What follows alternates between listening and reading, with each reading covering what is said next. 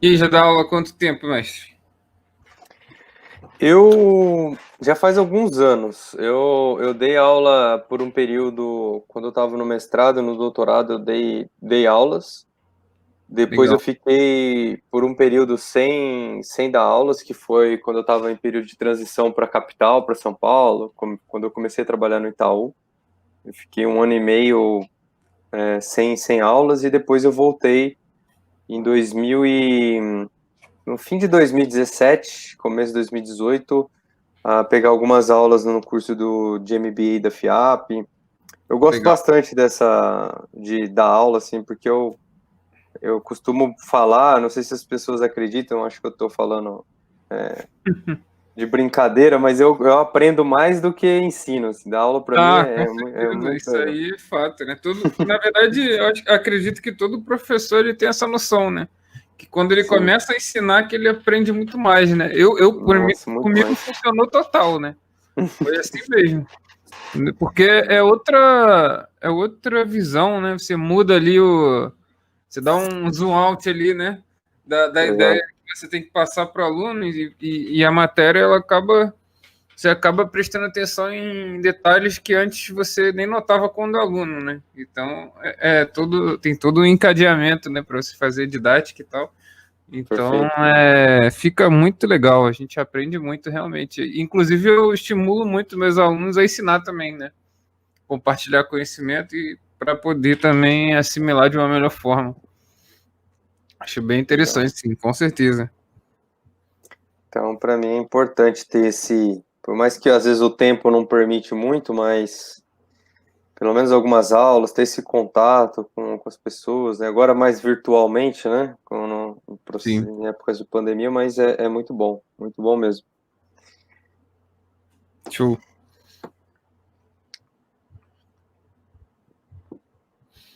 Eu sou bastante realizado, cara. Gosto bastante de dar aula, né? Assim, não era meu sonho, né? Eu não imaginava antigamente que eu ia dar aula, né? Até porque eu era muito tímido, né? Eu, eu me soltei um dos tempos pra cá mais, né? Mas eu ainda sou bastante tímido, né? Então eu não me imaginava mesmo, né? Quando eu pedi demissão no meu primeiro emprego e aí eu comecei a dar aula online, né? Por meio de alguns sites aí, profs, né? Até pelo Skype, né? Eu dei aula, montei um curso para Receita Federal e tal. E aí que eu percebi que eu tinha pelo menos algum talentozinho aí para poder dar aula, né? E isso foi se desenvolvendo e achei bem legal, assim. Não, Achei eu bem acho que interessante, achava um desafio enorme, né, cara? Eu ficava, cara, como é que eu vou dar aula? É difícil no início, assim, pensar não, que você vai dar aula, né? Mas você acaba. É porque tem aquele negócio daquele viés de você pensar nas coisas como um mundo, né? Porque estatística uhum, é um mundo, né? Eu dou aula sim, de estatística, né? E aí estatística é um mundo, né? Só que quando você dá aula, você acaba focando em determinados cores, né? Então você acaba hum, dominando, ficando especialista naquelas áreas, né?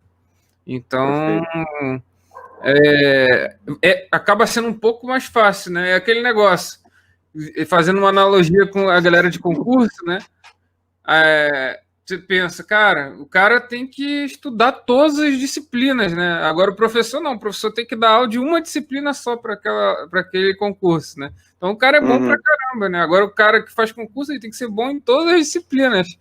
Aí que o bicho exato. pega, né? É bem por aí, cara. E, e eu acho que eu concordo bastante com o que você falou, né?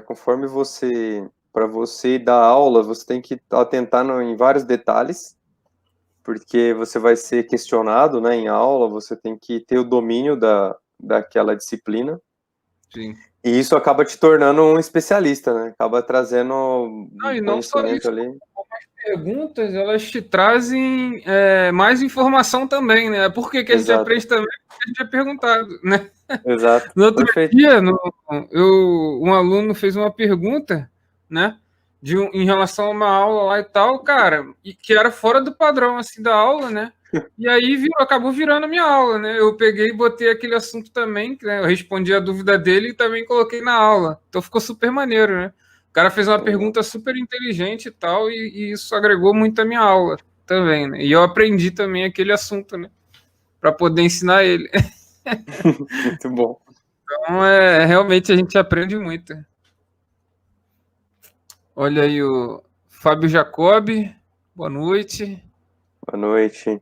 Boa noite para o Vinícius, ele mandou aí. Sidgley Andrade, grande mestre Sidgley, também vai fazer uma live aqui com a gente, sensacional, de análise estatística espacial, né? Se eu não me engano, é isso aí. Mestre Guilherme Norberto aí também, da Escola Livre de IA também, projeto incrível aí. Pô, super top mesmo. Projeto? Conheço, cara. Muito legal esse projeto aí da Escola Livre. Muito bom mesmo. Pô, sempre recomendo aí. A galera é só chegar lá e sentar e assistir a aula, cara. Totalmente gratuito lá. Realmente é um projeto muito legal. Estou sempre divulgando também. Muito maneiro. Bom, então a gente pode dar já início, mestre? Opa, vamos lá. Bora. Então, galera, tava conversando, né, com o professor Vinícius lá no LinkedIn. Primeiramente, como é que eu conheci ele, né? Eu vi lá um post, né, dos alunos dele lá no LinkedIn, falando bem das aulas dele, né? Se eu não me engano, foi na FIAP mesmo, né? E aí eu falei, caraca, tem que chamar esse cara, né? Os comentários estavam tão legais assim, eu falei, não, tem que chamar ele. E na mesma hora, né, ele foi super... como é que fala? Aceitou na mesma hora, né? De bate-pronto. Foi super simpático, né? Na recepção. Então a gente bolou, né? Teve uma ideia de vamos falar de algum algoritmo, né? No caso, ele para ele falar de algum algoritmo, né? E aí a gente pensou, acho que ele citou um outro, né? Acho que foi, não lembro agora. A gente falou Naive Base, falou de alguns aí. Ele falou Naive Base, eu falei, não, Naive Base não, muito, muito tranquilinho. Vamos pegar pesado com a galera. Vamos pegar pesado aí. Aí ele, então vamos falar de SVM. Eu falei, não, então beleza, SVM, beleza. Então tá bom. Então é um prazer, né, recebê-lo. Fica à vontade aí, se apresenta humildemente e vamos falar de SVM, né? Bora lá. Suporte Vector Machine, não é isso? É isso aí, beleza. Suporte Vector Machine. Primeiro eu que agradeço, Thiago. Valeu mesmo pelo convite. É bem legal participar aqui desse canal da comunidade que você criou. Tá crescendo bastante. E, enfim, muito, muito bacana mesmo. Acho que a gente se aumentando esse network aqui, bastante gente, como a gente citou aí, o pessoal de curso livre de AI, tem várias iniciativas muito bacanas acontecendo no Brasil, então é muito legal poder contribuir de alguma forma. Então fico muito feliz em participar. Feliz mesmo. Perfeito. Sensacional. E aí, cara, só complementando, os alunos são muito gente boa, eles ficam aumentando, até eu brinco, fica aumentando a expectativa, depois é difícil bater isso aí, essa meta, né? mas vamos lá, vamos que vamos. Trouxe aqui um material, até no título... Quando atinge a meta, tem que... Lembra desse vídeo? Atingir a meta, dobra a meta, né? É isso aí. Tá certo. Boa. Mas a ideia aqui hoje é falar um pouquinho... Vou mostrar algumas fórmulas, como que é o cálculo do SVM, mas a ideia não é entrar muito em detalhe matemático, né? Pelo menos nessa primeira live, a gente pode depois marcar outras para, se quiser aprofundar mesmo na matemática. Show de bola. Mas hoje a ideia é tentar passar uma noção intuitiva aqui, então tem alguns slides, eu acredito que 20 minutos, no máximo meia hora, eu passo alguns slides, pelo menos para passar um pouco de como que funciona essa técnica. E depois, na sequência, mais uns 20 minutinhos, a gente roda um Jupyter Notebook para mostrar um pouquinho como que funciona. Também usando Scikit-learn, usando algumas bibliotecas prontas, mas o pessoal tem uma ideia de que não é nenhum bicho de 7 cabeças para pelo menos fazer algumas análises e colocar isso para rodar. Para quem quiser, acho que o Thiago compartilhou aqui o link do GitHub. LinkedIn tá aí embaixo também do professor, né? Ah, Já adicionei legal. aí. E também tem o GitHub aqui que eu vou compartilhar de novo aqui com a galera, que Isso, algumas pessoas podem não ter visto. Deixa eu ver perfeito. aqui. É no Ah, GitHub, se alguém quiser pegar o slide e ir acompanhando, tá lá. E também legal. tem o Jupyter Notebook que eu vou rodar, que aí é o mais legal, né? Aqui o slide eu vou passando, então vocês acompanham, mas o Jupyter Notebook, se alguém quiser baixar e abrir, ou abrir no próprio Colab também, só para ir rodando quando eu for rodar junto, é legal para ir vendo como que está acontecendo. Legal. Só passando rapidamente aqui, me apresentando, eu sou gerente de dados e plataforma e inteligência artificial no Itaú, mais voltado para atendimento digital.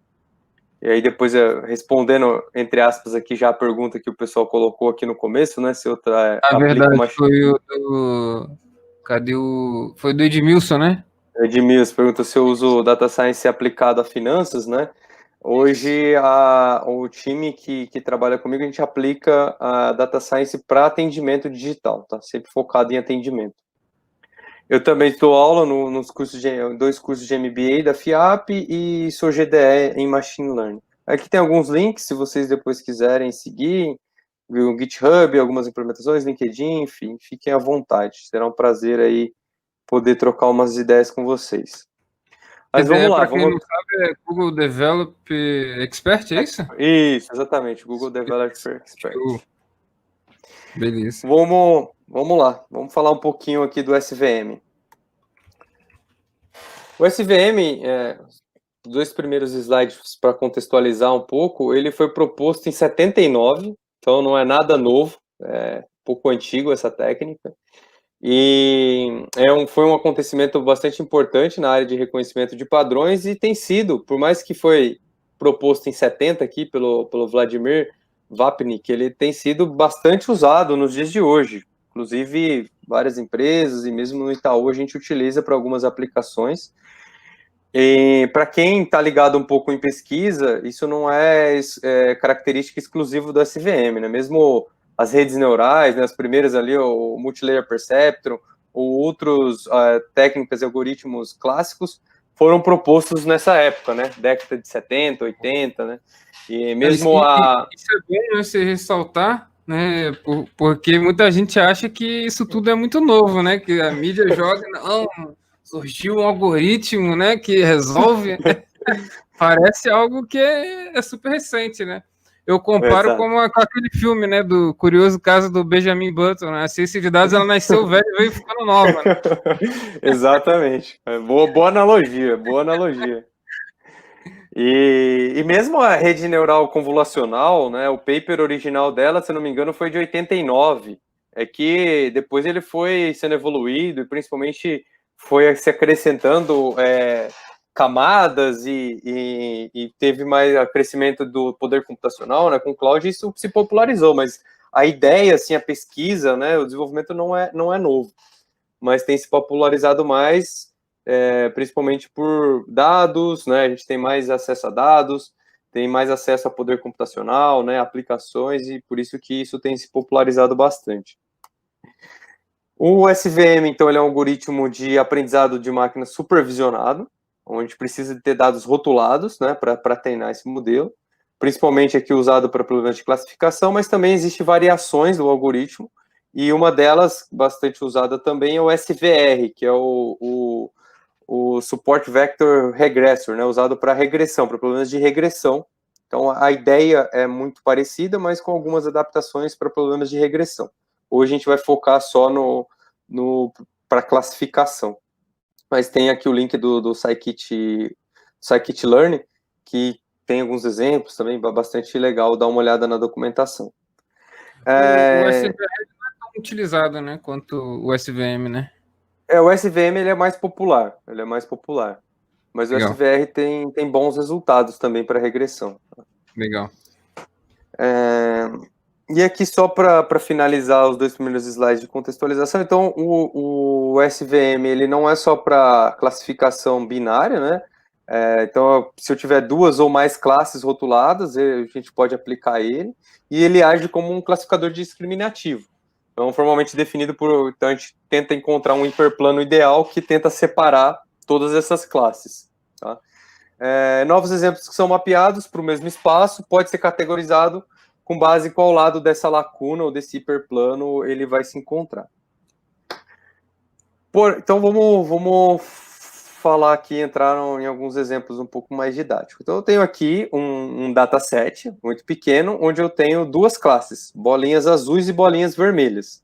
E aí a ideia, né, o que eu desejo é criar um classificador que vai gerar aqui um hiperplano, que vai gerar um separador desses dados, e que se eu tiver qualquer dado do lado direito dessa reta, ele vai ser classificado como bolinha vermelha. Se eu tiver qualquer dado do lado esquerdo dessa reta, ele vai ser classificado como bolinha azul.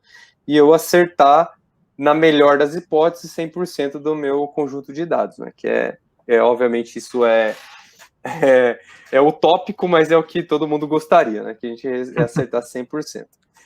Mas aqui o ponto é o seguinte, nesse conjunto simples, eu posso ter mais de uma reta que separe esses dados e que eu acerte 100% dos dados, certo? Eu posso ter várias retas aqui que dividem esse dataset. Então, a primeira pergunta aqui que eu vou deixar no ar para a gente ir explorando ao longo aqui da nossa live é: qual é a melhor reta? Qual reta que eu escolho para dividir esse dado, sendo que eu tenho várias aqui, que nesse exemplo simples, todas elas eu acertaria com 100%, todas. Qual que é a melhor?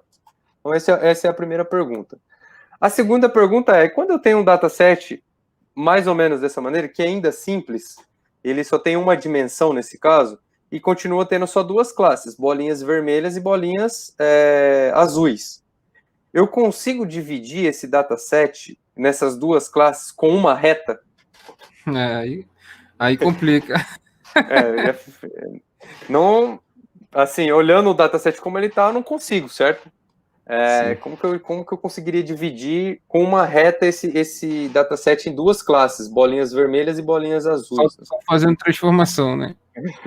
Exatamente. Então, essas são as duas, talvez eu diria, os dois pontos importantes aqui do SVM, que se diferencia de alguns outros algoritmos, talvez, por exemplo, regressão logística, que também faz uma classificação, e outros algoritmos de classificação que também têm bons resultados, mas eu quero deixar esses dois pontos aqui para a gente abordar ao longo aqui da live, que esses dois, acho que são esses dois diferenciais do SVM. Primeiro qual é a melhor reta?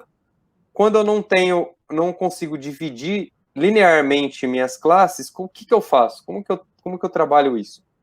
E aí o SVM, ele vem com algumas teorias que tentam ajudar a responder essas duas questões.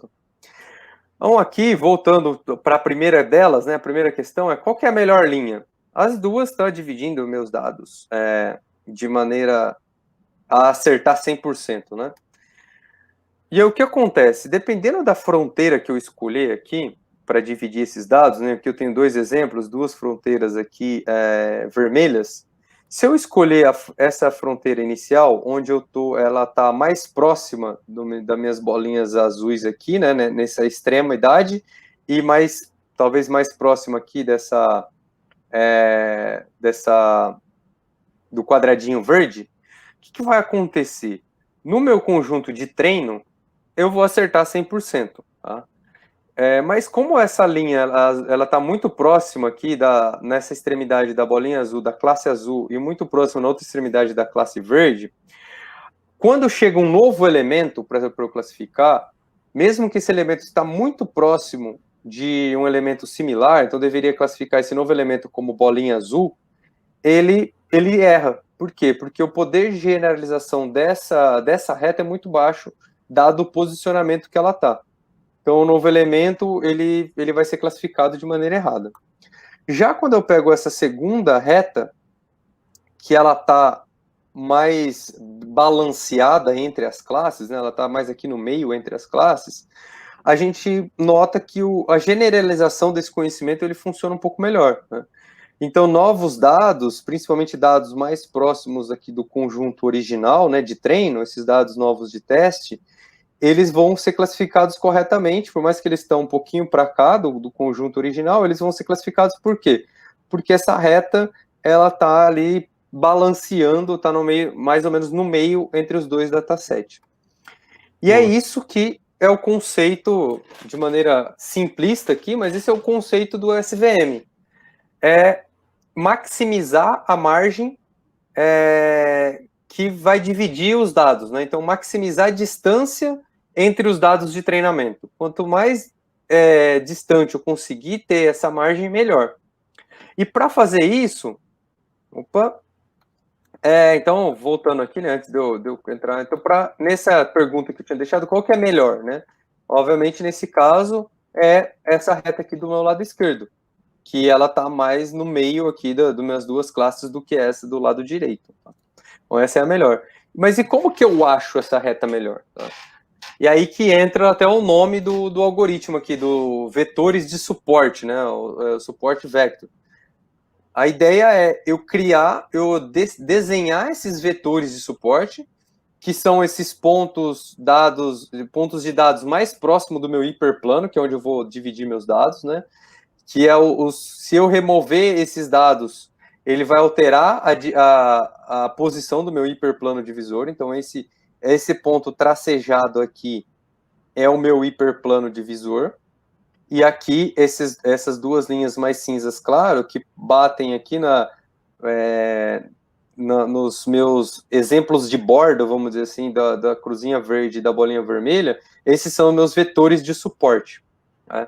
Eu já vi, até tá no notebook isso, depois que a gente vai rodar, uma analogia aqui é como se eu tenho um prefeito, né, uma cidade, eu tenho um lado casas e do outro lado indústria. Eu quero criar uma avenida aqui no meio para separar a casa das indústrias, né, para tirar o bairro comercial do bairro residencial. Então eu crio a rua, as calçadas seriam aqui como se fosse meus vetores de suporte, né? Então tentando distanciar ao máximo para dar esse espaço. E esse ponto tracejado é como se fosse a linha da rua no meio, né? Que vai dividir as duas mãos de indas e vindas da rua. Então eu tentar fazer essa divisão. E a ideia é sempre que essa divisão seja o mais largo possível. Tá? Obviamente, nem sempre a gente vai conseguir muito largo, mas é tentar fazer com que essa divisão seja o mais larga possível entre os conjuntos para me dar esse conforto aqui ou essa segurança de classificação. E como que eu separo essas linhas? Da onde que vem, né? Como que é um pouquinho aqui da matemática que tem por trás? O SVM, como ele principalmente aqui nós estamos olhando aqui, quando eu olho aqui uma reta que divide um plano, ele segue muito uma linha da fórmula matemática de uma regressão linear. Né? Para quem conhece a fórmula básica da regressão linear, eu tenho um bias, né, que normalmente na literatura a gente vê como beta 0, e aí ele soma como um beta 1 vezes x1, que é um outro bias ou um peso, vezes a variável 1, depois beta 2 vezes x2, até beta n xn para chegar num valor. E aí tem um peso de cada variável. Se eu pegar mais ou menos a fórmula nesse sentido, eu tenho um peso aqui 2 vezes uma variável x, mais 3 vezes y, mais um bias aqui, um beta, que é o meu menos 6. Então, qualquer uma dessas fórmulas matemáticas, seja 0.2, 0.3 e menos 0.6, 2, 3 e 6, né, que eu multipliquei por 10, multiplicar por 2 aqui, 4, 6 e menos 12, ou 20, e assim por diante, qualquer uma dessas fórmulas, ela vai gerar uma reta aqui, uma linha de separação do meu hiperplano, tá? Independente delas, que aqui é igual a 0. E aí, pessoal, vai deixando perguntas, fiquem à vontade, mas eu acho que ao longo aqui da apresentação, depois quando a gente rodar o notebook, vai ficar mais claro, mas vão deixando perguntas, que a ideia é essa aí mesmo, vão perguntando. E aí, como que eu vou separar? Né? Como que eu gero as linhas aqui, os vetores de suporte, matematicamente falando? Se eu tiver essa linha original, que é a fórmula igual a 0, eu vou ter o meu vetor de cima igual a 1 e o de baixo igual a menos 1, os mesmos dados, e aí eu vou ter os meus vetores de suporte, que são as minhas duas margens de erro, com o traço aqui, que é a minha superfície, meu hiperplano de decisão no meio. Se eu pegar e colocar essa mesma fórmula agora dobrada, né? Eu fazer aqui 2 vezes 2, né? Que aqui é o 4x, 6y, etc. Que aí a linha aqui meu hiperplano de decisão, ele está exatamente no mesmo lugar que esse. Mas o que vai acontecer com as minhas superfícies aqui, com os meus vetores de suporte, quando eu pego essa mesma forma e coloco igual a 1, igual a menos 1? A distância diminui, certo? Então, aqui, quanto for maior os meus pesos, menor essa distância, certo? E aí, quanto maior meus pesos, menor essa distância. Quanto maior esses pesos aqui, no caso 0.2, 0.3, mais eu abro essa distância, né? Aqui fica bem claro que 0.2, 0.3, eu vou abrindo essa distância e vou diminuindo. Então, esses hiperparâmetros aqui é algo que a gente vai aprender em tempo de treinamento do SVM. Enquanto eu vou treinando, o modelo vai aprendendo esses hiperparâmetros para encontrar esses suportes, esses vetores de suporte que vão dar suporte aqui, né? Para gerar a minha superfície de decisão, que vai ser exatamente aqui no meio desses dois vetores, né? E aí, se eu pegar e colocar essa margem aqui, né? Eu tenho aqui eu tenho a minha margem de decisão igual a 0, ela igual a 1, ela está num hiperplano maior. E se eu pegar a mesma como menos 1, ela vai estar exatamente aqui no meio, certo?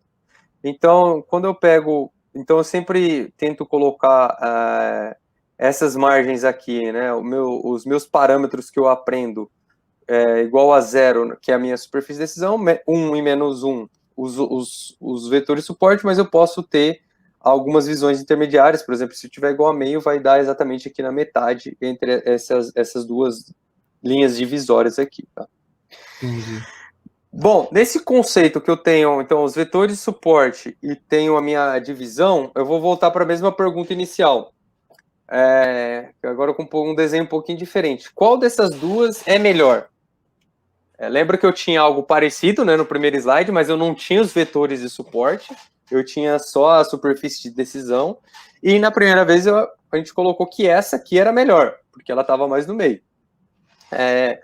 Olhando assim, né, para quem pensou um pouquinho, mas nesse caso continua sendo essa a melhor, porque como eu comentei, a ideia é tentar achar uma superfície de decisão apoiada aqui pelos vetores de suporte que maximizam essa distância aqui entre as classes, né? Que maximiza ao máximo essa distância entre as classes.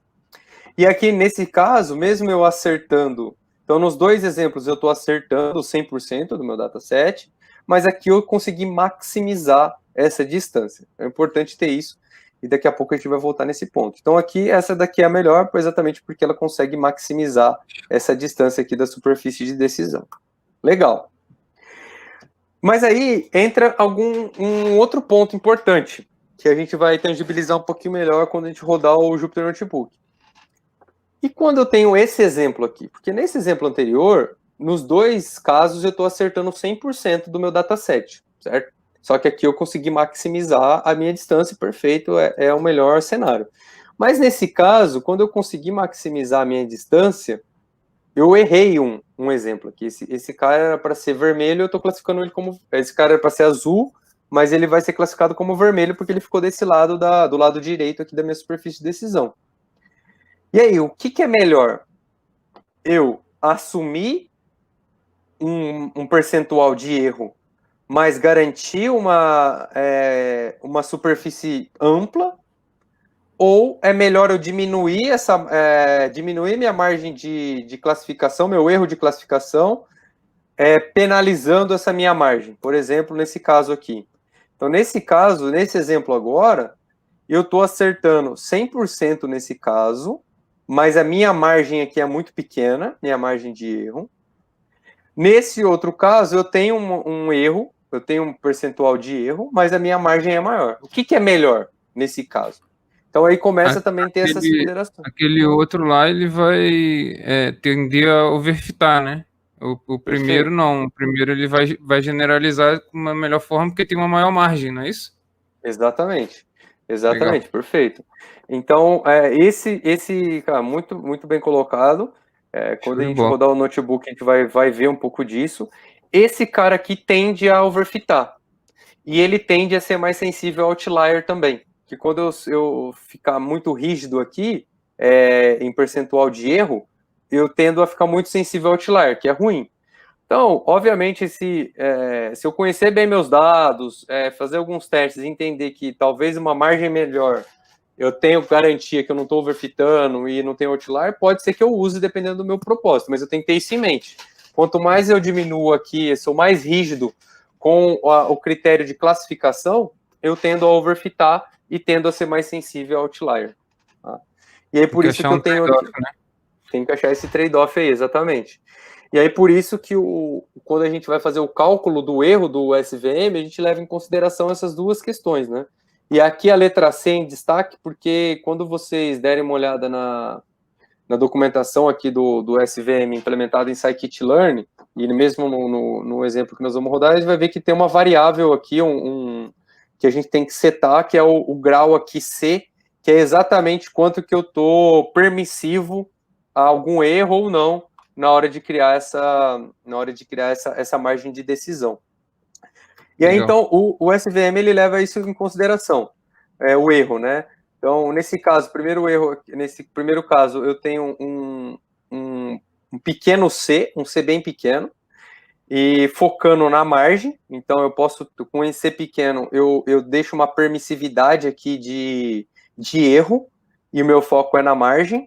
E quando eu tenho um C muito grande, eu sou muito rígido nessa questão de erro, e o meu foco é na classificação. Então, eu vou ter mais acerto na classificação, mas aí tem o que foi até colocado aqui pelo Thiago, a minha chance de overfitar ou de ter um problema aqui de outlier é maior. Tá?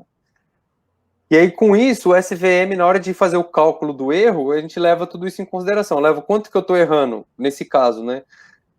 No lado da classificação azul, quanto que eu estou errando quando eu classifico meus elementos azuis, que é desse cara aqui. Quanto que eu estou errando quando eu classifico os elementos vermelhos, né, ou seja, todas as classes, e depois como que está a minha margem aqui de erro da minha superfície de decisão. E aí o erro total ele vai embutir, vai juntar tudo isso, né, a classificação geral, tanto da parte vermelha quanto ou das duas classes, mais essa superfície de decisão para chegar num erro final de como que está essa minha aplicação aqui do SVM. Tá? Então, esse é a primeira parte aqui para responder como que ele calcula a melhor superfície de decisão para fazer a classificação depois, que é o primeiro ponto do SVM. Mas no algoritmo ponto, ele inclui esses 3 erros? Ele calcula isso, ele leva em consideração esses 3 erros aqui. E aí é por isso que a gente vai balanceando. Tá? Beleza, show de bola. Muito bom, cara.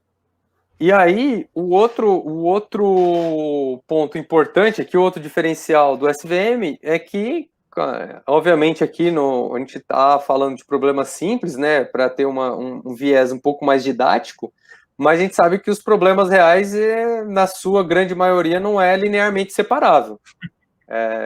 Não é tão fácil assim, né? E aí, como que a gente resolve? Como que a gente consegue, talvez, trabalhar esse espaço dimensional aqui e trazer uma facilidade de classificação desses dados? E aí eu volto para aquele desenho, para aquele exemplo inicial. Eu tenho aqui um dataset que só tem 2 classes, bolinhas azuis e bolinhas vermelhas, eu preciso dividir esses dados com uma reta só no espaço. Só que então, eu quero fazer uma divisão linear, mas ele não é um dataset linearmente separável. Como que eu posso fazer isso? Como que seria uma alternativa, né? Se eu mostrasse esse dataset para vocês, vocês acham que ele é linearmente separado? Eu consigo dividir aqui classe azul e classe vermelha com uma reta só no espaço? Sim. Acho que todo mundo conseguiu ver que é possível, né? Uma reta até simples aqui. Uma reta bem reta mesmo, não está nem na diagonal. Eu consigo dividir tranquilamente esse cara. E qual que é a similaridade desse cara para esse aqui? O que mudou foi... o que mudou é que eu adicionei uma dimensão nesse meu dataset. Então, eu não perdi os dados originais, mas eu incluí uma nova dimensão, um novo dado. Então, para tangibilizar um pouquinho melhor, eu tenho aqui meu dado original, que é esse dado em uma dimensão só, que é só na dimensão X, e eu tenho esse outro dado, esse outro conjunto de dados, que é a forma esse U aqui, né, um U, um V, eu não sei, que ele tem duas dimensões agora, ele tem a dimensão X e a dimensão Y. E aqui eu tenho até o centro que está nos dois datasets. O que eu fiz aqui? O meu dataset original, ele tinha uma dimensão só, então ele tinha um dado. Então, por exemplo, aqui era 0, né, o atributo aqui dessa bolinha vermelha 0, 1, 2, 3 e 4, menos 1, menos 2, menos 3, menos 4. E aí, usando uma função simples, que eu estou falando que x vai ser igual a x e x ao quadrado, que é essa nova dimensão. Ou seja, se eu pegar esse pontinho que era 1, vai virar quanto? 1, né? O meu x aqui é 1, ele mesmo, e 1 ao quadrado é 1 também. Então, 1 vai virar 1, 1, que é esse ponto aqui, né? Que está no meu ponto aqui 1 no eixo x e 1 no eixo y. Então, está aqui no ponto 1, 1 na minha dimensão. A mesma coisa acontece no meu ponto menos 1. Menos 1 fica ele mesmo, né? E menos 1 ao quadrado dá 1. Então, ele vai ficar no ponto menos 1, 1. Aqui é simples. Então, esse ponto aqui, 4 ao quadrado, 4 vezes 4, 16. Então, ele está no ponto 4, 16, no eixo Y. Então, eu não perdi a informação inicial, que é a primeira informação aqui, mas eu acrescentei uma nova dimensão. Quando eu mudei essa dimensão, os meus dados que inicialmente eu não conseguia dividir com uma reta, agora eu consigo dividir sem perder informação. Tá? Exemplo de código. Muito bom. E aí, esse é o segundo ponto positivo do SVM, que ele trabalha aqui essa questão do hiperplano, de trabalhar as dimensões, ou fazer algumas variações aqui nos meus dados, para tornar mais fácil a classificação. Nem sempre eu vou conseguir, né, chegar a esse exemplo aqui, obviamente também é didático, eu saí de um cara que eu não conseguia classificar nada. Era muito ruim eu classificar para um que eu 100% classifico, mas na maioria dos casos eu consigo achar planos que melhoram bastante a minha classificação. Né? Então, quando a gente olha aqui a parte mais teórica da geometria, né, um hiperplano é um subespaço de uma dimensão menor que seu espaço de ambiente. Então, por exemplo, um hiperplano de espaço n-dimensional é um subconjunto de dimensão n menos 1. Tá? Então, o que a gente tenta fazer é que eu tenho aqui, então, um hiperplano de R2, e aí eu vou para R3, R4, no exemplo anterior era R1, fui para R2, e eu tento trabalhar essas dimensões para ficar mais fácil fazer essa divisão. Tá? E aí, por isso que, quando eu olho a fórmula, né, a função de decisão aqui mais formal do SVM, ele traz para mim, então, f de x é igual ao somatório, né, porque eu posso ter mais vários pesos e várias classes, mas ele é o somatório do quê? Do meu k, que é a minha função do kernel, que é o kernel que tem essa característica de converter em espaços diferentes, então ele está aqui bem no meio da minha fórmula. Eu tenho meus parâmetros, que são encontrados durante o treino, que é aqui o beta e o alfa, né, o x aqui e o beta, que é muito parecido com uma regressão, né? Quando eu olho para uma regressão, o que é a regressão? É o parâmetro que eu encontro vezes um valor mais o meu bias. Eu não tenho a parte do kernel. Então, o que acrescenta aqui na fórmula do SVM é o kernel aqui no meio. E aí eu tenho os vetores de característica, né, as labels da classe aqui nessa representação. Então, essa aqui é a fórmula. E aí o SVM ele vai fazer exatamente isso. Aqui tem alguns outros exemplos onde eu tenho aqui uma superfície um pouco mais complexa, né, que não conseguiria dividir de jeito nenhum com uma reta em duas dimensões, mas se eu consigo trazer isso para uma terceira dimensão, eu já consigo dividir esses dados com uma reta. Então, tem alguns exemplos aqui, tá bom? E olha aí quem tá prestigiando tua live, cara. Edmar Caldas. Mestre Edmar Caldas. Opa! Da FIAP. Professor da FIAP bom. também.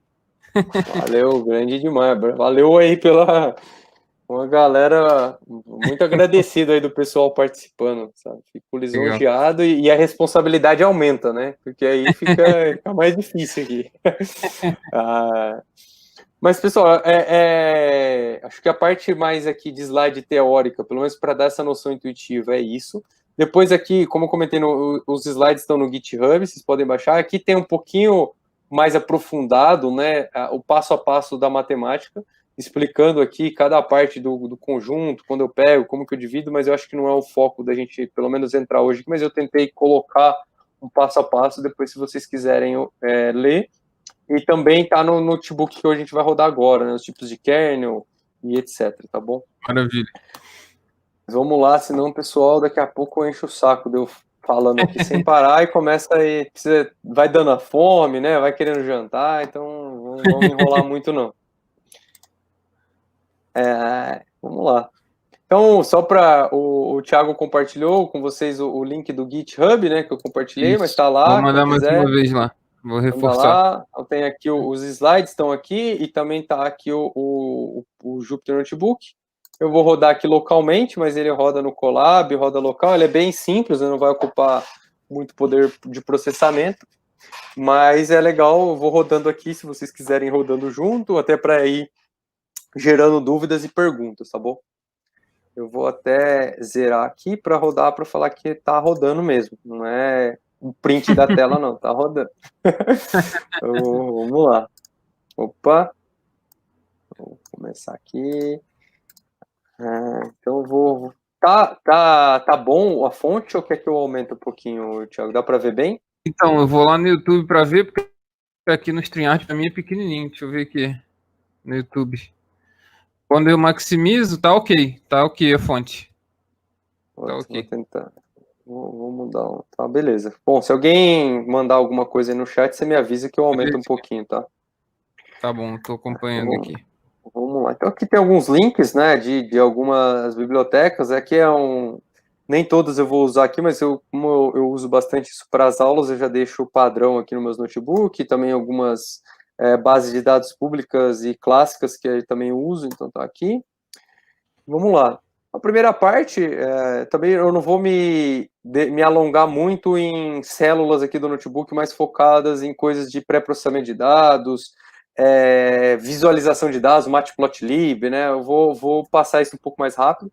Acho que até estava conversando com o Thiago, teve uma live recente lá do pessoal, obviamente era pré-genoma, mas eu vi que tinha muita coisa de análise de dados, visualizações, então acho que tem um material. Vou tentar focar um pouco mais aqui no funcionamento do SVM, só para mostrar um pouco mais para vocês o que a gente viu na teoria. Mas também, se tiver qualquer dúvida, vocês podem perguntar.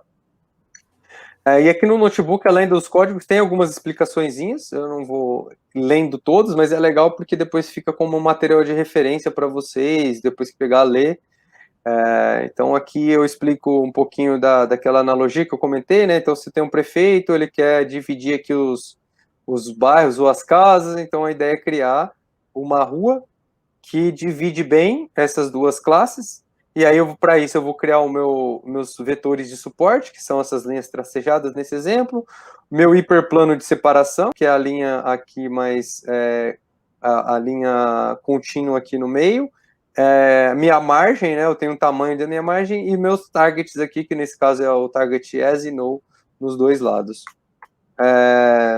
Aqui tem também um pouco das fórmulas matemáticas, né? Então, o objetivo para encontrar esse hiperplano, a gente tem algumas equações, e aí um pouquinho do que eu comentei, né? Quando a gente tem uma equação aqui de um plano 2D, ela segue muito esse padrão, que estava ali nos slides. É ax mais by mais c igual a zero.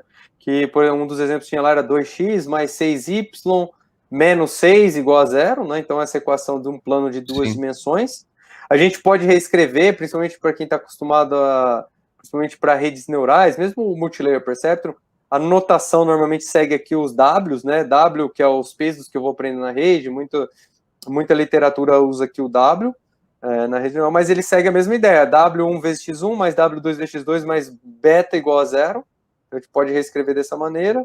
E quando eu tenho m dimensões, esse W aqui, ele representa uma matriz, porque eu vou ter várias dimensões, mas a ideia é que eu tenho vários pesos multiplicando x, vários x, né, mais beta igual a zero.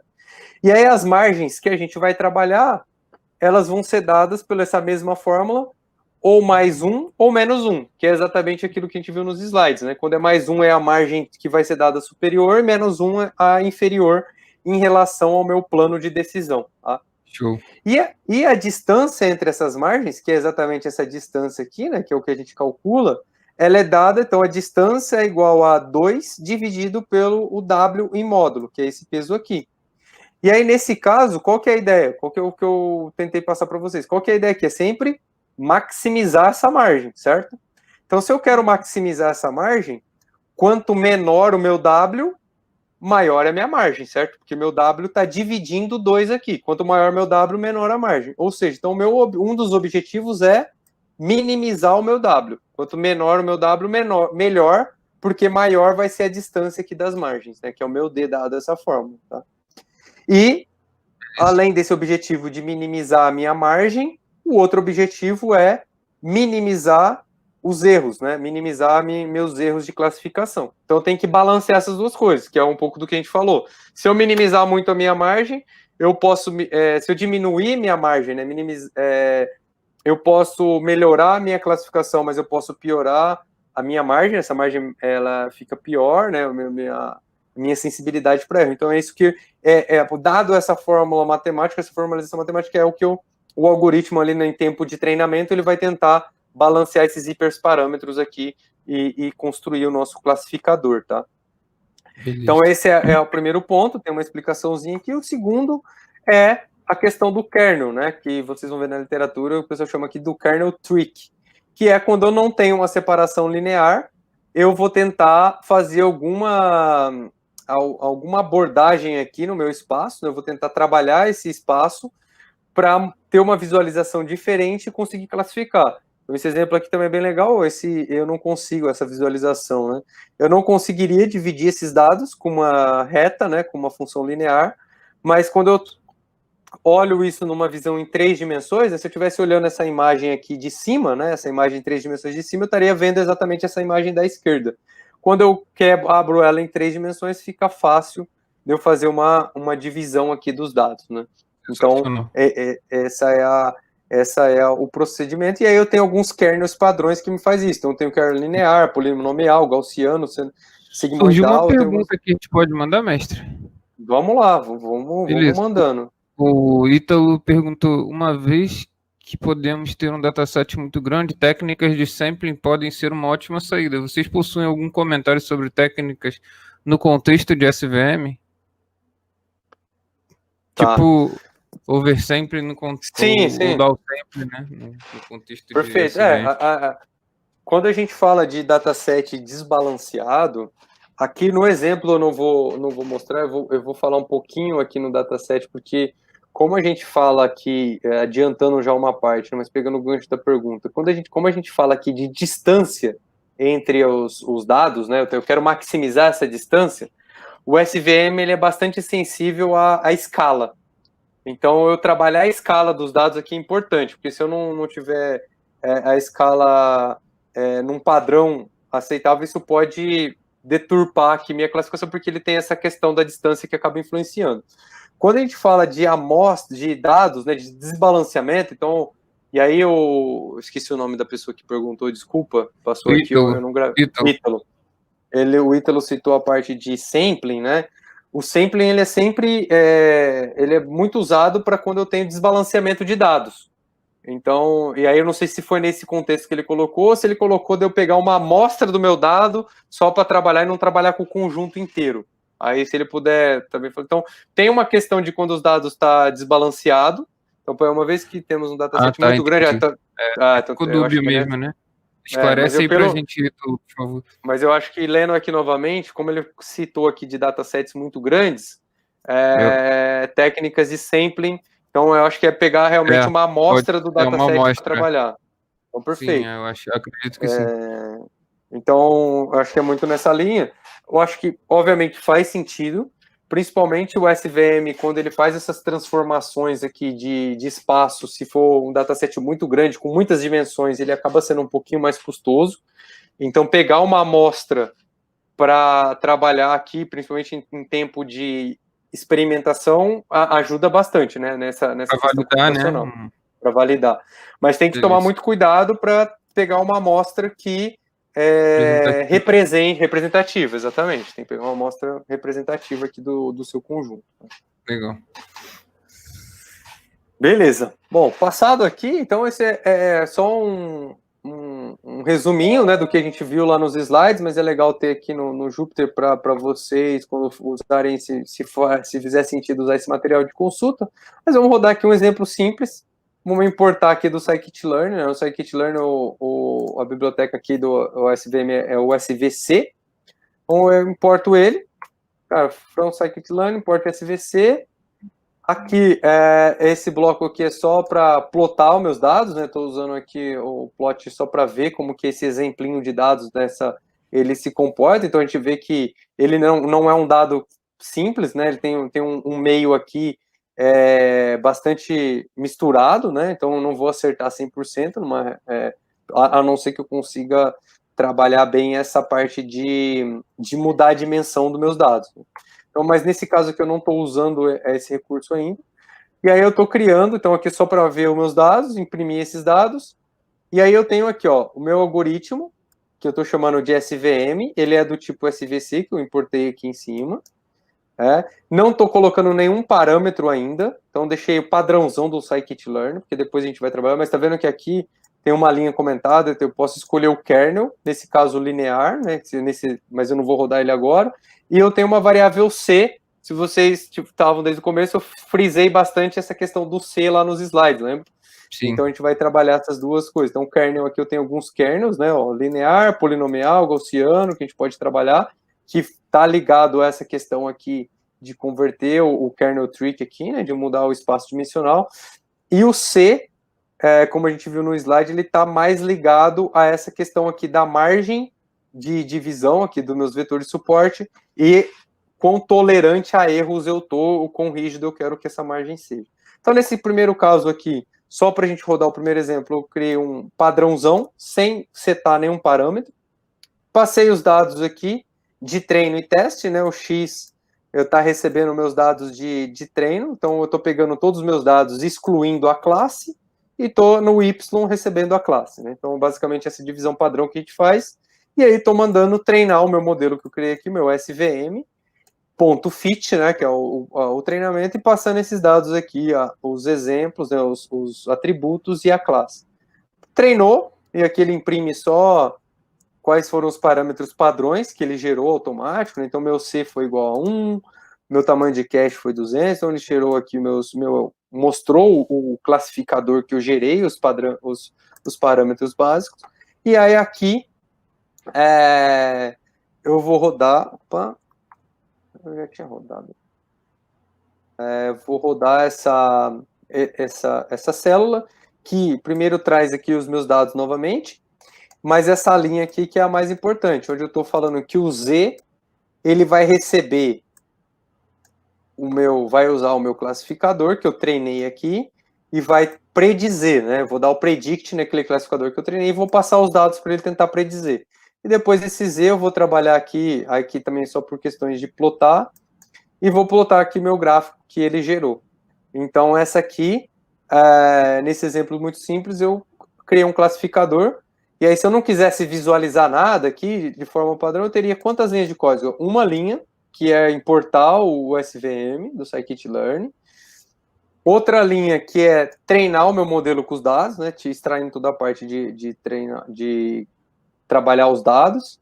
E depois uma terceira linha para predizer. 3 linhas de código que cria um classificador bem simples aqui, já para ter uma visualização e já poder fazer uma classificação inicial.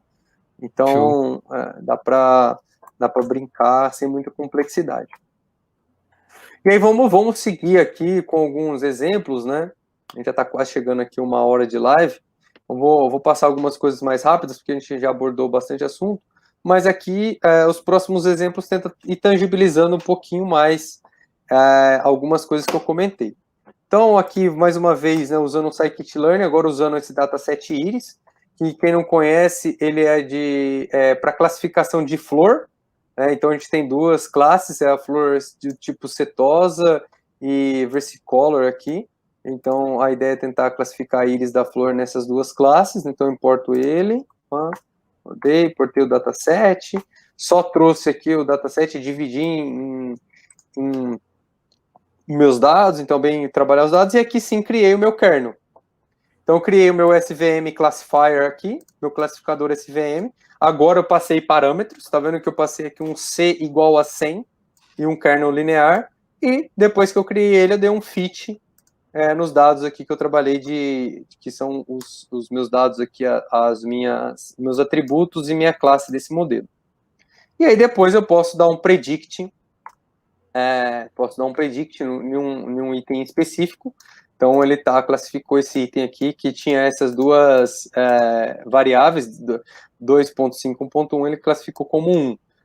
Se eu colocar, sei lá, eu vou chutar um número aqui, continuo classificando como 1, vamos pôr um número maior aqui, vamos ver se ele muda a classificação, mas enfim. Então eu vou passar 2 valores, nesse predict ele vai predizer a classe aqui, que classe que eu estou trabalhando. Vamos pôr um número pequeno, eu não lembro de cabeça qual que é. Aquela classificou como 0 agora, né? Então diminuiu aqui o parâmetro, ele classificou como 0. Então é 0 ou 1, que é as duas classes de flor aqui. Beleza. E aí eu vou plotar esse gráfico, vou plotar aqui.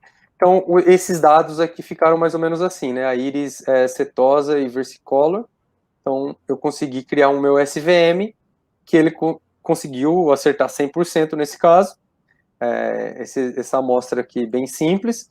E ele criou também os vetores de suporte bastante espaçados aqui nesse caso, tá? E por que ele criou bastante espaçado? Porque, ó o tamanho do meu C aqui, ó, 100, e ele criou bem nas minhas margens sem admitir nenhum erro aqui, certo? Agora, o que a gente vai fazer? Vamos ver aqui na prática o que acontece se eu pôr um oposto. Aqui eu usei o meu parâmetro de C igual a 100, agora a gente vai fazer o contrário, vai usar o C igual a 0,1. Bem pequeno, já um parâmetro grande, né? E agora vamos usar um bem pequeno. Então, quando a gente colocou o C igual a 100, a gente falou quão rigoroso, né? Eu desejo que o modelo seja em relação a violações da margem, ou seja, quanto que eu admito algum erro aqui, né, nas minhas margens. Tanto é que a gente não admitiu nenhum erro aqui. Quando eu colocar agora o meu parâmetro igual a C01, vamos ver o que acontece. O que aconteceu aqui quando eu coloquei o parâmetro igual a C01? Ele continuou, a minha superfície de decisão ela está acertando, mas está vendo que agora, quando eu coloquei 0.1, eu dei uma permissão, né? Eu coloquei aqui que minha rigidez ela é pequena. Eu poderia usar esse nome aqui, rigidez, né? Então eu permito que eu tenha alguns exemplos aqui do conjunto azul ou do conjunto amarelo e que invadam esses meus vetores de suporte. Isso aqui traz uma flexibilidade, né? Pode trazer alguns erros, mas traz aquela questão de flexibilidade de eu poder não ser sensível ao outlier, né? Evitar overfitting. Então, ele traz um pouco dessa flexibilidade. E aí, só para tangibilizar ainda um pouco mais isso, se eu tiver um outlier, então o que eu coloquei aqui nesse exemplo? Eu inseri aqui uns outliers no meu dataset e coloquei também agora o meu C muito grande, 10 elevado a 9. Então, no primeiro exemplo estava 100, no segundo 0,1, agora eu coloquei um bem grande, 10 elevado a 9. Ou seja, minha rigidez aqui de ter erro é 0. Então, o que vai acontecer? Como eu não permito que nenhum exemplo que eu tenho aqui no meu conjunto ultrapasse a margem, o que vai acontecer aqui? Ó? Esse outlier que eu coloquei aqui de propósito, mas pode acontecer num dataset normal, como eu não permito nenhum erro, ele jogou minha margem lá em cima, bem longe do meu conjunto principal. Então, ou seja, eu não estou errando nada nesse conjunto, mas, cara, esse aqui é um exemplo claro de quando eu rodar, com certeza vai ter overfitting aqui, né? Com certeza esse cara vai overfitar. Então, eu consegui no meu treino um erro muito pequeno, quase 0 nesse exemplo, mas a minha margem ela ficou muito restrita, então isso provavelmente não vai ser bom para o meu modelo. E aí, outliers, o outlier que influenciou muito, e overfitting aqui também vai ser um problema, possivelmente, tá? Legal.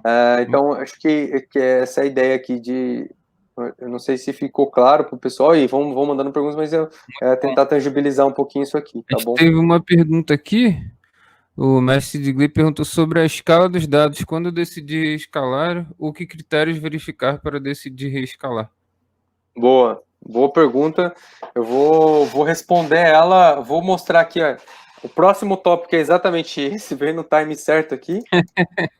Um exemplo Vocês simples combinaram, aqui. né? Fala a verdade. Combinou. Quando eu chegar na linha 20 do Júpiter, você manda a pergunta. Mas esse exemplo agora aqui tá um exemplo simples, mas que tenta tangibilizar isso, né? Então, o SVM, como eu falei anteriormente, ele é sensível à escala, porque ele trabalha aí com essa questão da distância, né? E por isso normalizar, e aí obviamente tem várias técnicas de normalização, mas aqui no caso a gente pode usar uma normalização padrão aqui, né? De substituir, a gente pode subtrair a média e dividir pelo desvio padrão e tentar normalizar esses dados para tirar essa sensibilidade aqui ou esse ponto da escala. Então tem também uma biblioteca aqui do Scikit-Learn, que é o Standard Scalar. Eu vou importar, opa, eu fiz cagadinho aqui, né? Apertei errado. Vamos rodar aqui de novo. E aí, o que acontece? Com os dados aqui nesse primeiro bloco sem normalização, o primeiro bloco aqui eu fiz sem normalização, o segundo eu usei aqui o scalar e passei a normalização. Então, o que mudou aqui visualmente falando? Tá vendo aqui que no eixo X, a minha escala é 0, 1, 2, 3, 4, 5, 6, né? No eixo X0, desculpa. E aqui no X0, mesma coisa. E aqui no eixo X1, ele tá aqui 0, 20, 40, então a escala é bem diferente. Ou seja, esse cara aqui, essa distância, essa maior distância pode influenciar versus a distância aqui da minha outra dimensão. Quando eu dei fiz essa escala padrão, né? Eu mudei. Então aqui era 0, 1, 2, 3, aqui 0, 20, 80, ficou essa escala é 0, menos 0, meio, 1, 1,5, e aqui de 1 em 1. Então aqui ficou de meio em meio, aqui de 1 em 1. Diferente do que de 1 em 1 e de 20 em 20. Então a escala ficou mais organizada, né? E aí com isso, com essa normalização, a gente vê que, dado essa normalização, a minha superfície de decisão fica muito mais factível, muito melhor, né? Que aí nesse caso, usando aqui, nesse caso, usei o mesmo classificador, né? Com kernel linear e com C de 100, aqui minha rigidez, aqui minha superfície foi muito menor, e muito sensível à escala, sensível ao outlier, sensível a overfitting, aqui melhorou bastante, sem eu precisar mudar nada de parametrização e também mudar a questão dimensional aqui dos meus dados, né? É só mudando aqui a escala mesmo, e já ajuda bastante a trabalhar com os dados, tá? Show de bola. Beleza, aqui explicando um pouquinho disso que eu falei, né? Se a gente observar aqui as features, como é que tá. E aí, de maneira geral, após o modelo ser treinado, a tarefa de classificação, ela usa aquela fórmula inicial, baseado nos parâmetros que eu aprendi durante o treinamento para fazer a predição.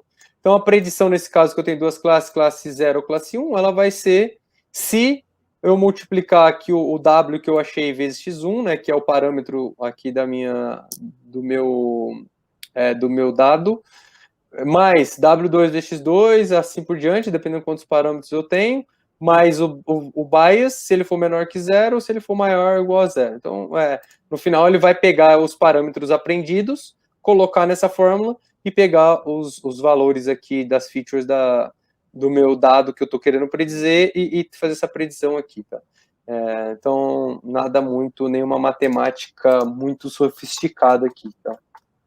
Nada muito crítico. Então, eu vou rodar aqui mais um exemplo que mostra essa aplicação. Então, eu tenho aqui, ó, x1 e x2, eu tenho dois parâmetros aqui, que são esses valores aqui, né, x1 e x2. Então, tá aqui setados, né, dois exemplos. Vou pegar o meu classificador e vou aplicar aqui, vou dar o fit dos meus dados e vou tentar, cadê aqui, o total, aqui. Estou usando aqui o meu classificador para plotar a minha superfície de decisão. Então, mais uma vez, é mais um exemplo aqui só para mostrar como que isso faz com o Scikit-Learn. E eu posso implementar aqui um exemplo também simples, mas eu posso implementar manualmente essa classificação do SVM, que na verdade é o quê? É fazer aquela multiplicação dos coeficientes que eu apresentei aqui em cima. Então, o cálculo aqui é só fazer essa multiplicação. Então, eu estou fazendo aqui multiplicação do coeficiente que eu aprendi no meu classificador, né? Que é os meus Ws, vezes x1. Então, o que eu estou fazendo aqui é a multiplicação, dot aqui, do meu coeficiente vezes o x1, mais o coeficiente que a gente chama aqui de interpretabilidade, que é o bias aqui, né? Que é o beta, né? Então, nesse exemplo aqui, eu só tenho um x e um beta, que eu posso fazer essa multiplicação aqui. Então, o que eu aprendi, que é o coeficiente de aprendizado, vezes o x1, mais o coeficiente aqui de intercept, que é o beta. E aí eu vou falar se classe 1, se for maior que 0, ou 0 se não for maior que 0. Né? Um if aqui, basicamente. Então, uma implementação muito, muito simplista, mas que mostra que é simples fazer isso. Então, eu estou classificando aqui o ponto 1.507, que é esse cara aqui, né? Deixa eu voltar aqui, ó. 1.507, tá aqui, pertence à classe 0, com score menos 1.27, e o outro ponto, 4.1, 1.1, que é esse ponto aqui, o x2, ele pertence cadê aqui? Pertence à classe 1, com score de 2.42, tá? Então, na verdade, quando eu dou um fit, isso é legal frisar bem, o que eu estou aprendendo são os Ws. Então, os Ws e o beta que eu aprendo, certo? É isso que o meu modelo aprende quando eu dou o fit. E aí eu consigo não só usar o meu modelo para dar o predict, né? Quando eu dou o predict, eu estou usando o meu modelo, que é o que eu faço aqui em cima, em alguns exemplos. Cadê aqui? Aqui, o fit para treinar. Opa, cadê o predict? Vou pegar um exemplo aqui do predict. Fit. Aqui eu estou plotando. Deixa eu pegar um exemplo aqui. Eita. Aqui. Então, quando eu uso aqui a biblioteca, Então, essas 3 linhas de códigos crio o meu classificador. Então, esse é o nome do meu classificador, SVM Classifier. Esse classificador que eu estou criando, então o nome aqui eu dou qual eu quero, ele é do tipo SVC, né, que é do que eu importei do scikit-learn, então eu importei, e esses são os parâmetros que eu estou passando. Então, eu criei meu classificador, que é desse tipo aqui, com esses parâmetros. Aí eu vou pegar esse classificador que eu criei e vou treinar. Então, eu vou treinar esse classificador dando fit. Quando eu dou classifier.fit, ele vai treinar com aqueles dados rotulados que eu tenho. Depois de treinado, eu uso ele para predizer novos exemplos. Então, eu uso ele pronto predict.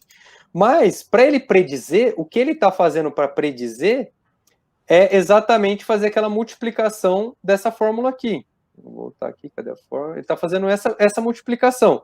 Então, quando eu dei o fit, ele aprendeu esses pesos com base nos dados rotulados, e quando eu dou o predict, ele está só aplicando os pesos numa multiplicação. Tá?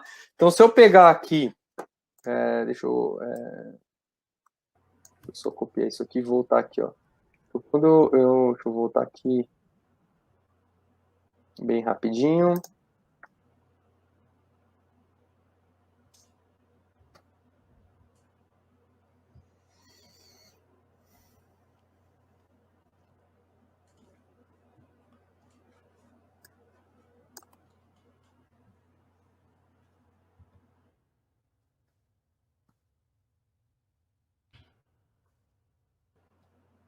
Vou rodar aqui de novo, para ver se não deu nenhum pau. Opa. Vai.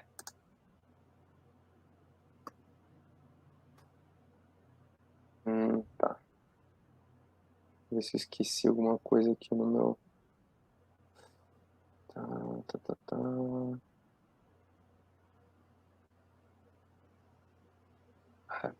Tem um underline aqui, esqueci disso.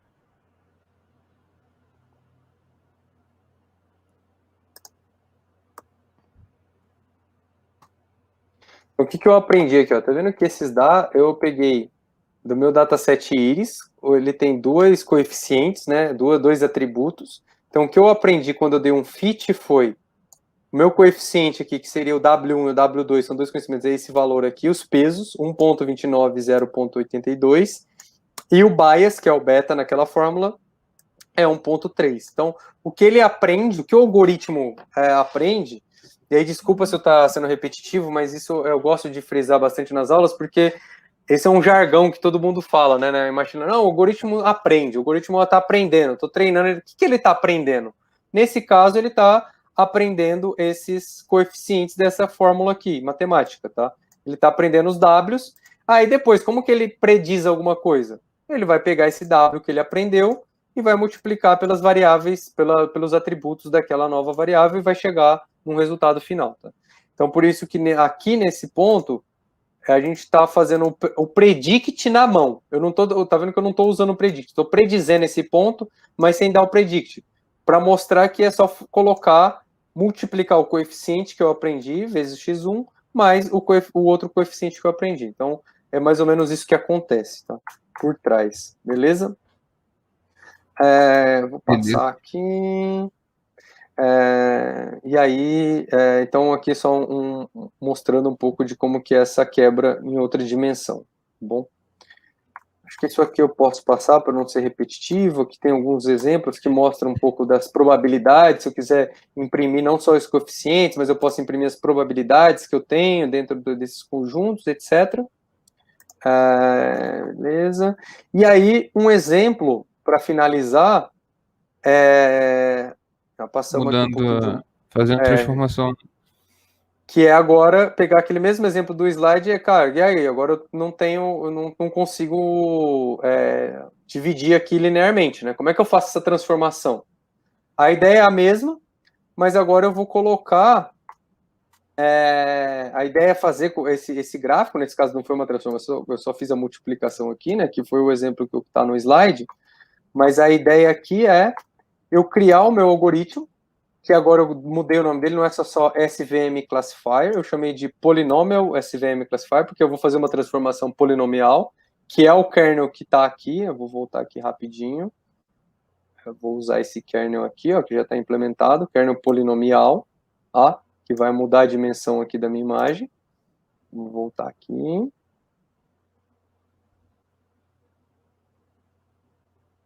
Então eu estou criando o meu algoritmo, e aí agora o que muda? Eu estou chamando aqui um pipeline, onde eu tenho as minhas features polinomiais, já vou colocar aqui no meu pipeline para fazer a padronização de escala, e o meu SVM que eu vou criar um C igual a 10, tá? E aí, beleza. Então, é isso que aumenta aqui, aumenta alguns parâmetros. Na hora de eu criar aqui o meu classificador, eu já vou setar aqui o kernel polinomial. E aí depois aí o resto é a mesma coisa. Eu vou dar o fit para treinar, né, para ele aprender os parâmetros. Então eu vou dar aqui o fit, aí ele vai mostrar aqui o aprendizado, e aí com todas as features que foram colocadas aqui em tempo de aprendizado. Então esse que é o que o modelo aprende. Mais uma vez, eu sei que eu acho que o público aqui do seu canal, né, é um público mais que já conhece de estatística, talvez eu esteja repetindo, mas para quem está no lado aqui da indústria, eu gosto de frisar porque eu escuto muito, ainda nos dias de hoje, não, porque o algoritmo você põe lá, ele aprende sozinho. Mas o que ele aprende sozinho? Não, ele não aprende as coisas sozinho, ele aprende algumas, nesse caso da CVM, né, ele aprende alguns pesos, né? A mesma rede neural, né? Ela vai aprendendo pesos que vai ajudar na classificação. O que ela vai aprendendo sozinha, o que é uma pessoa, o que não, tem que dar os dados do outro lado, e aí no tempo de treinamento ela vai aprendendo aqui os parâmetros, né? Então aqui foi o que ele aprendeu com base nos meus dados. E aí, beleza, aí eu consigo usar esse modelo agora que eu treinei, que faz essa mudança polinomial e consegue classificar esse dado aqui dessa maneira, tá? Deixa eu rodar ele aqui agora, vamos lá. Só voltando aqui a fórmula, etc. E aí a gente vê que, por mais que no plot deixa eu só rodar todos aqui. O que está acontecendo? Ele não necessariamente trouxe para essa visão, isso aqui obviamente é uma visão mais didática, né?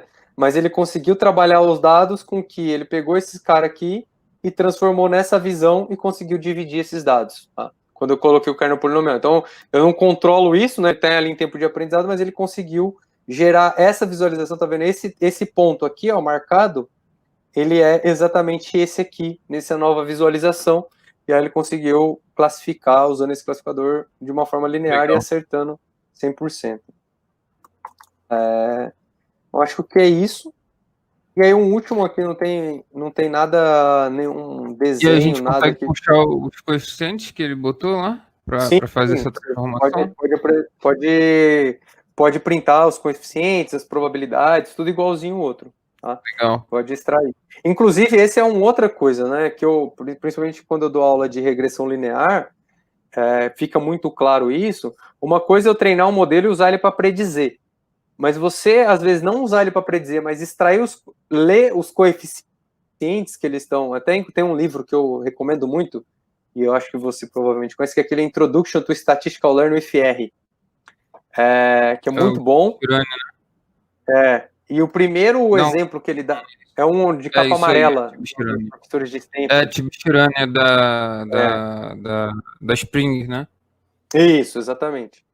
E ele, um dos primeiros exemplos que ele dá, que eu gosto bastante no livro, que é um problema de regressão, e que aí eu quero saber, eu quero investir em propaganda, o problema que ele dá lá no primeiro capítulo de propaganda, eu quero saber onde que eu devo investir.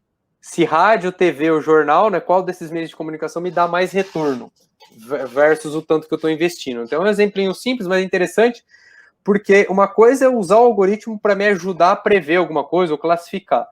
Outra coisa é esses coeficientes, por mais que talvez eu não use o algoritmo para classificar, esse aprendizado dos coeficientes vai me mostrar qual que é, dentro dos conjuntos de dados que eu estou olhando, por nesse exemplo, o meio de comunicação que tem maior peso. Então, o que o algoritmo aprendeu? Então, às vezes eu não posso usar, mas isso é um aprendizado também que eu posso tirar ali alguns insights desses coeficientes que o algoritmo aprende no meu banco de dados também.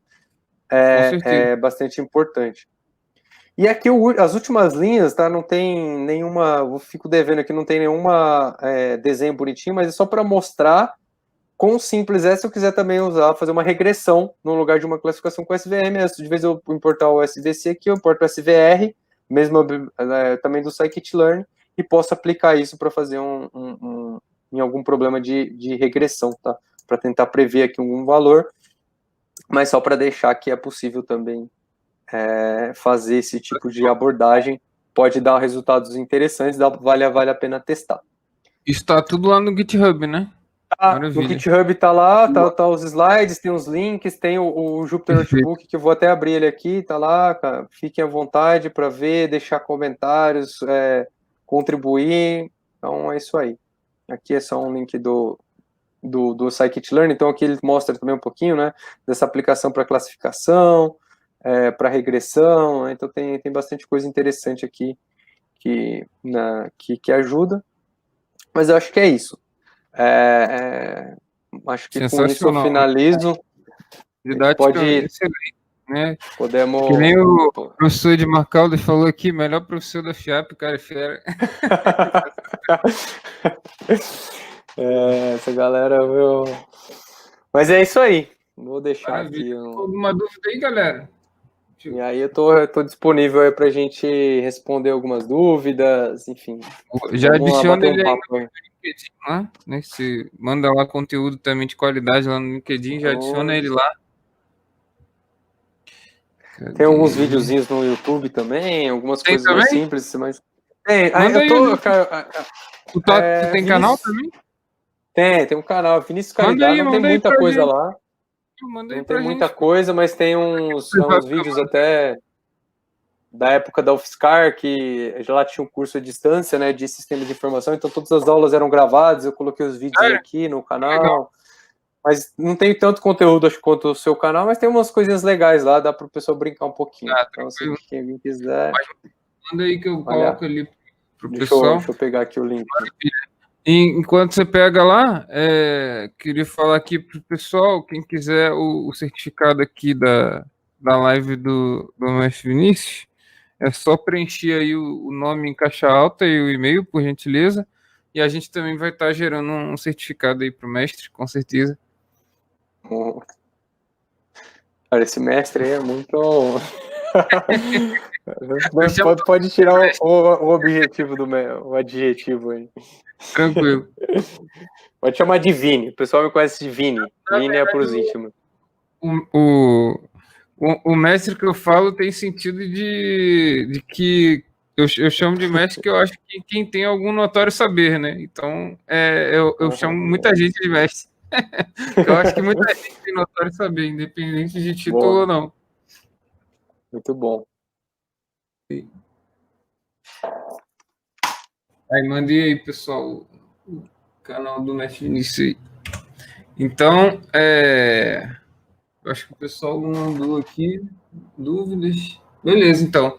Então, agradeço aí mais uma vez, né? Foi sensacional, né? Eu conhecia pouco, né? Tive aula com a professora Tatiana Escovedo lá na PUC e tal, mas realmente achei muito legal, né? Deu uma complementação muito boa, né? A parte de Python eu não tinha visto ainda, acabou que eu faltei a aula da parte de Python, mas aí aprendi bastante também. Obrigado, né? A professora é sensacional e o mestre também debulhou aí, mas mostrou de uma forma muito didática, né? Sem entrar aí nos pormenores da parte técnica, né? A gente pode marcar uma próxima, com certeza, vai ser um prazer, né? Você voltar aqui e fazer essa live um pouco mais técnica com a gente, vai ser bem maneiro. Show de bola. Legal. Sinta-se à vontade aí. Maravilha. Valeu. Parabéns, bom, pessoal, obrigado aí mais uma vez. Pessoal que teve paciência aí de ficar escutando eu falar sem parar. Aproveitem lá, pega o material, dá uma olhada, espero que ajude. E, cara, fico à vontade aí para a gente bater um papo nas redes. E é sempre bom poder trocar umas ideias aí com as pessoas, com a comunidade. Então, valeu aí, Thiago, mais uma vez pelo convite, pela abertura. Eu volto sempre. Valeu. Tchau, tchau. Tchau, tchau, gente. Boa noite.